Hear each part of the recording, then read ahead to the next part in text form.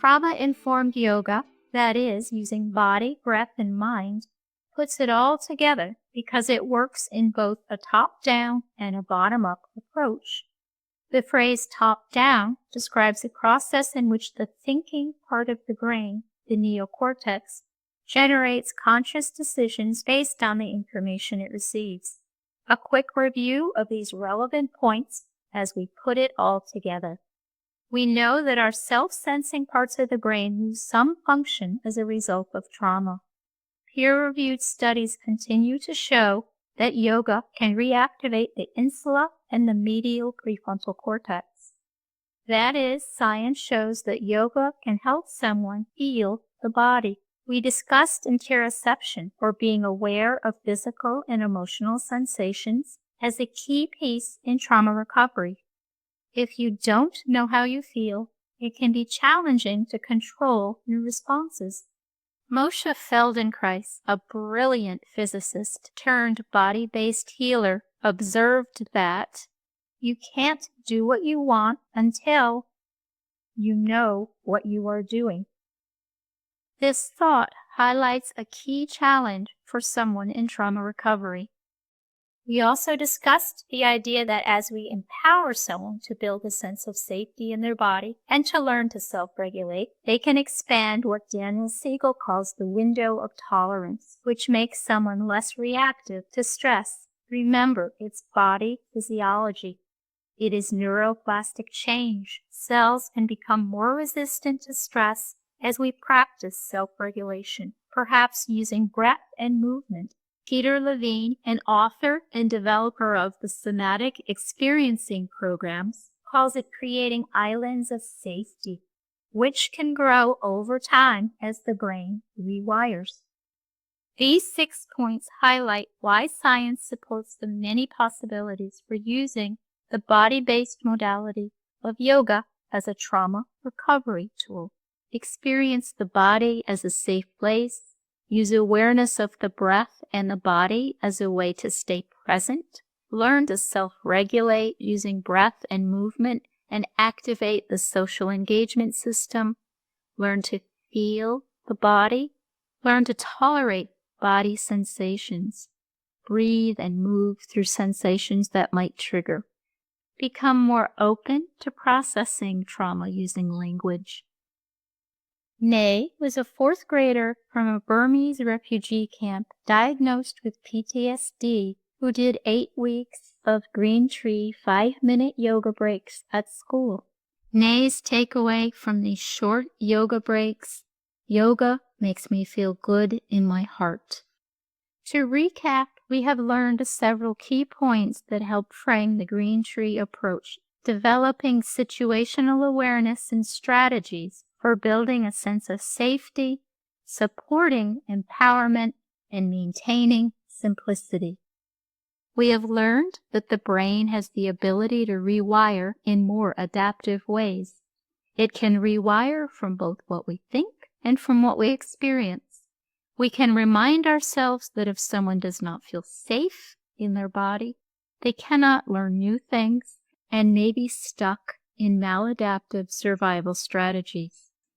It is also important to continually remind ourselves that this physiological state often is not under conscious control. So should we care about how the brain works? It merits repeating Dr. Rady's words.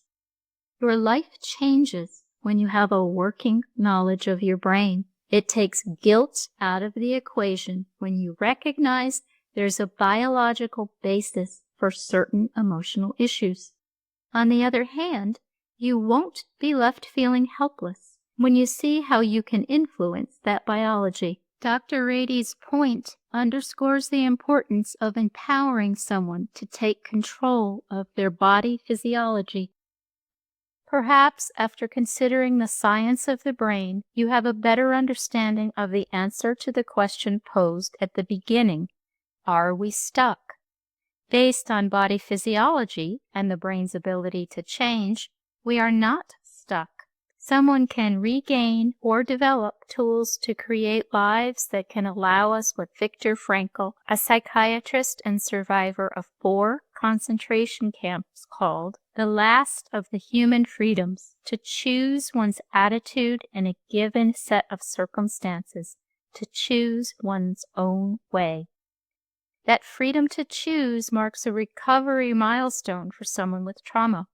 You now are more informed and hopefully more inspired to help someone access their inner resources to reach that milestone.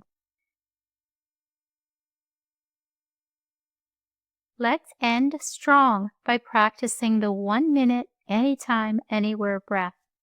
You can even do it while talking with someone.